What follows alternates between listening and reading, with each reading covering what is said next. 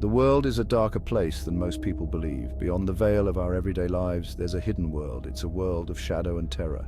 This is the world of demonic possession and exorcism. For centuries, stories of people being possessed by evil spirits have chilled us to the bone. We've all heard the whispers of ancient rituals, chanting priests and tormented souls.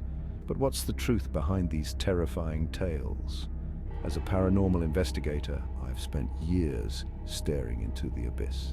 I've seen things that defy explanation. I've heard voices from beyond the grave, and I can tell you this, the darkness is real. Exorcism is more than just a scary story. It's a terrifying glimpse into the heart of our deepest fears. It's a battle against unseen forces that have haunted humanity since the dawn of time. In this essay, we'll delve into the chilling history of exorcism. We'll explore the ancient rituals, the religious beliefs, and the modern horrors that continue to fascinate and frighten us. Prepare yourself, because we're about to journey into the heart of darkness. Get ready. It's going to be a bumpy ride. The belief in demonic possession is ancient, deeply rooted in the fabric of human history. It stretches back to the earliest civilizations, where the line between the spiritual and the physical was often blurred. Long before Christianity, cultures like the ancient Egyptians, Greeks, and Mesopotamians grappled with the idea of evil spirits invading the living, causing chaos and suffering. They believed these malevolent entities could inflict illness, madness, and even death, disrupting the harmony of life. In ancient Egypt, priests performed elaborate rituals to expel demons, invoking the power of their gods. They used amulets, incantations, and even physical remedies to drive out the evil, believing these tools held divine power. The Egyptians believed that demons were drawn to impurity, both physical and spiritual. They stressed the importance of ritual purity and spiritual balance, essential for keeping malevolent forces at bay. Across the sands of time, the ancient Greeks also feared demonic possession. Seeing it as a manifestation of divine wrath, they believed that angry gods or vengeful spirits could possess individuals, leading to turmoil and distress. Greek physicians often played the role of exorcists, blending medicine with spiritual practices.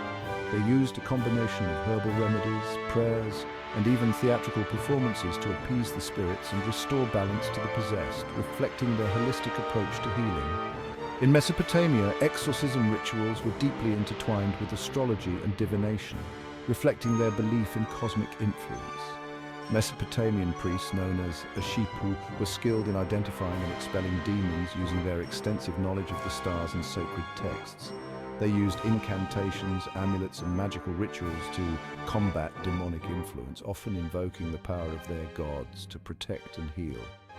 These ancient cultures may have had different rituals, but they shared a common fear, the fear of the unseen forces that could invade our world and take control of our very being, a fear that transcended borders and time. This fear, as we'll see, would continue to echo through history, shaping the way we view possession and exorcism even today, influencing modern practices and beliefs. The concept of exorcism didn't vanish with the fall of these ancient empires. It found a powerful new voice in religious texts, most notably the Bible. The Bible is filled with stories of Jesus and his disciples casting out demons. These stories had a profound impact on the development of exorcism practices within Christianity. One of the most famous accounts is the story of the Gerasene demoniac. In this chilling tale, Jesus encounters a man possessed by not one, but a legion of demons. The possessed man is described as being incredibly strong and tormented. He lives among the tombs, crying out and cutting himself with stones. Jesus, filled with compassion, confronts the demons and commands them to leave the man. The demons, recognizing Jesus' authority, beg him to send them into a herd of pigs. Instead, the pigs then rush into the sea and drown. This dramatic story highlights the power of faith and the belief that Jesus had authority over the spiritual realm. This story, along with many others in the Bible, cemented the idea that demons were real and that they could be expelled through divine power. These accounts became the foundation for Christian exorcism rituals for centuries to come. They solidified the role of the Church as the protector against the forces of darkness and established the priest as the spiritual warrior on the front lines of this battle. Section 4. The Devil's Due Exorcism in the Middle Ages. The Middle Ages saw a dramatic rise in the fear of witchcraft and demonic possession, a fear that was deeply rooted in the collective psyche of the time. This fear permeated all levels of society, from the peasantry to the nobility, creating a pervasive atmosphere of dread and suspicion. It wasn't just the superstitious masses who believed. Even the church, the most powerful institution of the time, was consumed by the threat of the demonic. The clergy often preached about the dangers of demonic forces, further instilling fear among the populace. Exorcism, once a relatively rare practice, became increasingly formalized during this period, evolving into a critical aspect of the church's spiritual arsenal. The church developed specific rituals and guidelines for identifying and expelling demons, creating a standardized approach to dealing with these malevolent entities. Priests were trained to recognize the signs of possession, which ranged from speaking in tongues and exhibiting superhuman strength to more subtle indicators like sudden changes in behavior or knowledge of hidden things. Other signs included aversion to holy objects and violent convulsions, which were seen as clear evidence of a demonic presence. Exorcism rituals in the Middle Ages were often harrowing affairs, filled with intense emotional and physical struggles. The possessed individual might be subjected to prayers, fasting, and even physical restraints, all aimed at weakening the demon's hold. The priest would recite litanies, invoke the name of God and the saints, calling upon divine intervention to aid in the battle against the demonic force, and sprinkle holy water in an attempt to drive out the demonic entity, believing that these sacred elements had the power to purify and protect. In some cases, exorcisms could last for days, weeks, or even months, with the afflicted individual enduring prolonged periods of suffering. The Church believed that these rituals, performed with the utmost faith and devotion, were necessary to combat the insidious influence of the devil and his minions. The success of an exorcism was seen as a testament to the power of faith. The medieval period saw exorcism transition from a relatively informal practice to a structured and codified ritual reflecting the Church's growing influence and organizational capabilities. This reflected the growing concern about demonic influence, which was believed to be a constant threat to the spiritual well-being of individuals and communities, and the Church's desire to assert its authority over matters of the spiritual realm, positioning itself as the ultimate guardian against the forces of darkness. This era laid the groundwork for the way exorcism would be perceived and practiced in the centuries to come, establishing a legacy that would endure through the ages. Section 5. The Malleus Maleficarum, a witch hunter's handbook. The fear of witchcraft reached its peak in the 15th century with the publication of the Malleus Maleficarum, also known as the Hammer of Witches. This infamous text, written by two German Dominican monks, became the ultimate guidebook for witch hunting. The Malleus Maleficarum was a chilling combination of theological treatises and legalistic pronouncements. It detailed how to identify witches, interrogate them, and ultimately execute them. It reinforced the idea that women were more susceptible to demonic influence, fueling centuries of persecution and fear. This book, sanctioned by the Church, had a devastating impact on Europe. It fueled the witch hunts that swept across the continent, leading to the torture and execution of tens of thousands of innocent people, mostly women. The Malleus Maleficarum wasn't just a book, it was a weapon. It was used to justify unspeakable cruelty and solidify the Church's grip on power. The legacy of the Malleus Maleficarum is a dark one.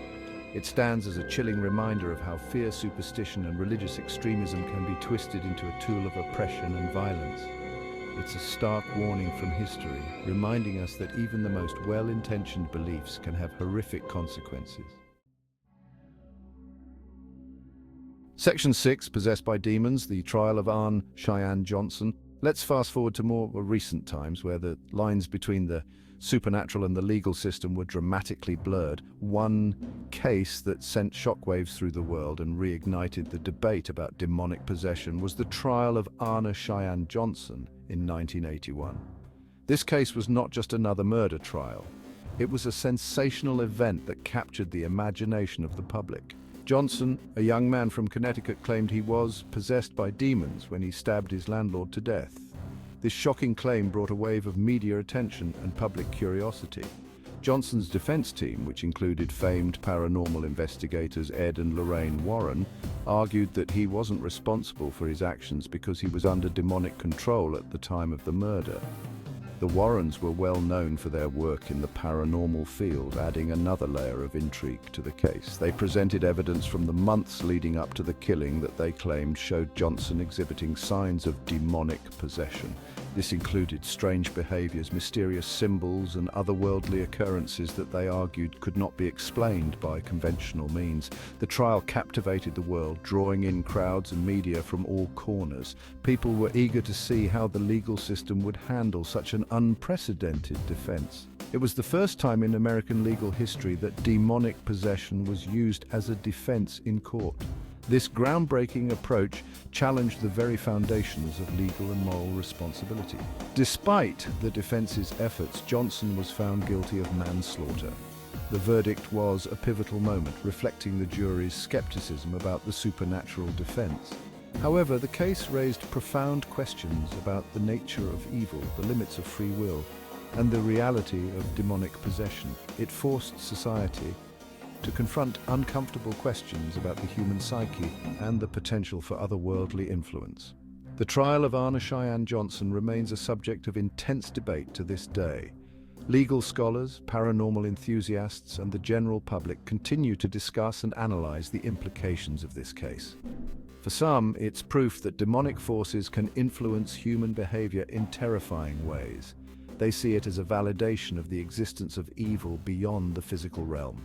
For others, it's a cautionary tale about the dangers of blurring the lines between mental illness and the supernatural. They argue that such defenses can undermine the seriousness of mental health issues. Whatever your beliefs, there's no denying the chilling impact this case had on our understanding of possession and the dark side of human nature. It remains a haunting reminder of the complexities of the human mind and the mysteries that still elude us.